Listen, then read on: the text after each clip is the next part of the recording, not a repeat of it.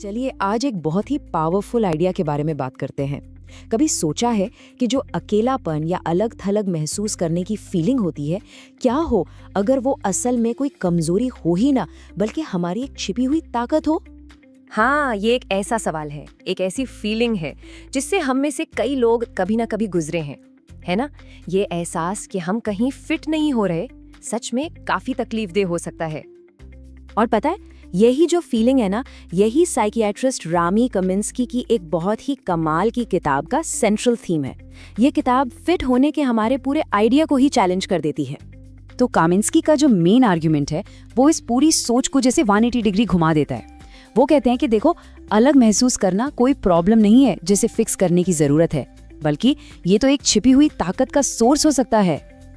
अब सवाल ये उठता है कि भाई, जो एहसास ज्यादातर एक बोझ जैसा लगता है, वो आखिर एक तोहफा, एक गिफ्ट कैसे हो सकता है? चलिए इसी को समझते हैं। ये ना माइंडसेट में एक बहुत ही फंडामेंटल शिफ्ट है। मतलब मैं कहीं फिट नहीं होता वाली सोच से निकलकर अरे मैं तो कुछ नया लेकर आता हूँ वाली सोच को अपनाना। छोटा सा बदलाव है, पर इसका असर बहुत गहरा है। तो ठीक है, ये छिपी हुई ताकतें आखिर हैं क्या? कौन सी हैं ये स्ट्रेंथ्स? किताब में उन खासियतों की बात की गई है जो अक्सर इसी अलग होने के एक्सपीरियंस से जन्म लेती हैं। तो सबसे पहली और शायद सबसे बड़ी ताकत है रेजिलियंस, मतलब लचीलापन। सोचिए, जब कोई इंसान लगातार ऐसे माहौल में एडजस्ट करता है जहां वो थोड़ा अलग है, तो नेचुरली ही उसमें मुश्किलों से लड़कर वापस खड़े होने की ताकत बढ़ जाती है। और सिर्फ रेजिलियंस ही नहीं, अक्सर ऐसे लोग दूसरों के दर्द को, उनकी तकलीफ को ज्यादा गहराई से समझ पाते हैं। उनकी सोच थोड़ी आउट ऑफ द बॉक्स होती है और वो भीड़ के साथ बहने की बजाय आजादी से अपनी राय बना पाते हैं। अच्छा, तो इन ताकतों के बारे में जानना तो ठीक है, पर सिर्फ जानना काफी नहीं है।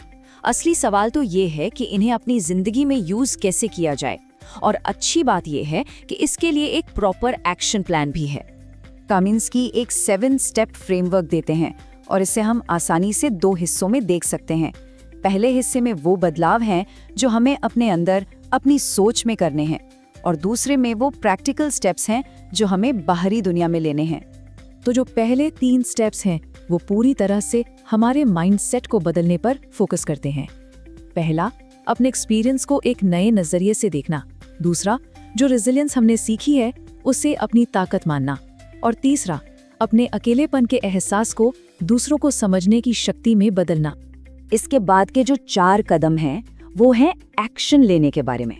मतलब अपनी यूनिकनेस को पूरे दिल से अपनाना, अपनी अलग सोच को प्रॉब्लम सॉल्व करने में लगाना, ऐसे लोगों के साथ जुड़ना जो हमारी इंडिविजुअलिटी की कदर करते हैं, और सबसे जरूरी, सेल्फ एक्सेप्टेंस की प्रैक्टिस करना। और ये सारे स्टेप्स, ये पूरा फ्रेमवर्क हमें एक बहुत ही गहरे और ज़रूरी सवाल के जवाब की तरफ ले जाता है कि आखिर ये जो बिलोंगिंग है, ये जो सच्चा जुड़ाव है, ये आता कहाँ से है? और इसका जवाब, इसकी सबसे बड़ी सीख यही है, असली मंजिल किसी ग्रुप में फिट हो जाना नहीं है।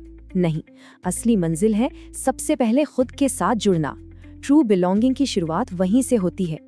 तो आखिर में एक सवाल के साथ इसे खत्म करते हैं। मैं कैसे फिट हूँ?